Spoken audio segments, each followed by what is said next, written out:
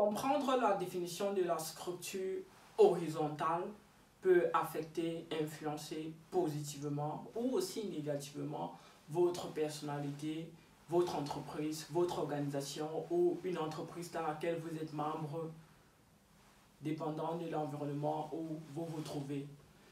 Bonjour, moi c'est Franck-Éric Mboga, je suis étudiant en informatique en master à l'Université technique de Kaiserslautern. Je suis également le président de ADI, une organisation qui compte 1200 membres dans 25 pays.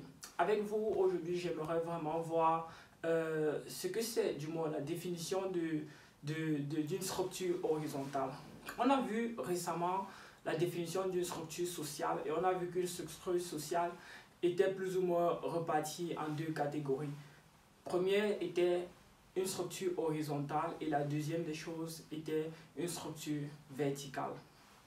Qu'est-ce que c'est une structure horizontale? Une structure horizontale peut être vue tout simplement comme une forme de structure sociale où il existe énormément de relations entre différentes communautés et ces relations peuvent être soit sur le plan social ou bien physique, du genre avoir des caractéristiques sociales ou physiques auxquelles vraiment plusieurs individus peuvent appartenir. Voilà. Maintenant, le plus important, c'est aussi le takeaway de cette définition de structure horizontale.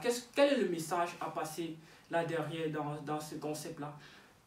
Pouvoir réussir à grandir vraiment sur votre plan horizontal est extrêmement vital. Imaginez-vous, vous êtes étudiant, vous pouvez décider de quitter d'étudiant à, par exemple, vous décidez de quitter étudiant, vous finissez vos études dans une filière très spécifique pour entrer dans une branche spécifique.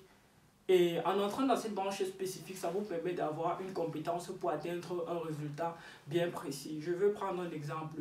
C'est très difficile pour vous de pouvoir finir être avocat si vous êtes en train de faire des études, par exemple, de mathématiques. Vous voyez ce que je veux dire par là. Donc, du coup, vous devez pouvoir réussir à vous déplacer horizontalement vers cette forme de structure-là, vers ce cercle d'avocats-là, essayer de faire des formations dans ce sens pour pouvoir espérer plus tard avoir cette compétence et également devenir avocat. Si on prend un autre exemple encore, toujours dans ce même sens-là et tout, vous êtes né et voilà, par définition, vous êtes plus ou moins, disons, vous êtes plus ou moins catholique, vous voyez, vous êtes plus ou moins catholique. À ce fait, vous décidez de ne pas changer votre religion, vous décidez de rester dans votre religion catholique. C'est très difficile de pouvoir réussir à comprendre, ou du moins à plaider la cause vraiment de ceux qui sont musulmans, c'est-à-dire de cheminer dans ce sens-là, parce que vous ne l'êtes pas, vous êtes catholique, vous avez une autre philosophie. Et la seule façon de pouvoir réussir à accepter vraiment ces gens musulmans complètement, c'est de se déplacer également dans leur structure, quoi. Si on prend maintenant sur le thème entrepreneurial, disons comme ça, sur le thème entrepreneurial, vous créez votre entreprise X, je ne sais pas moi, ça peut être une entreprise comme une entreprise de tomates.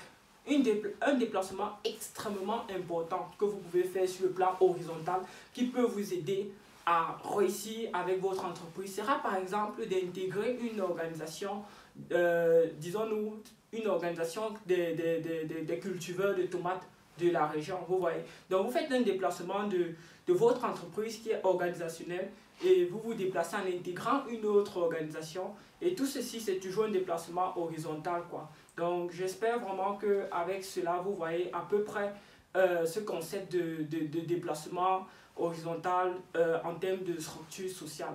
À la prochaine vidéo, on va essayer de voir la définition d'une structure verticale et plus ou moins l'impact qu'une structure verticale peut aussi avoir sur votre entreprise ou votre organisation. Merci.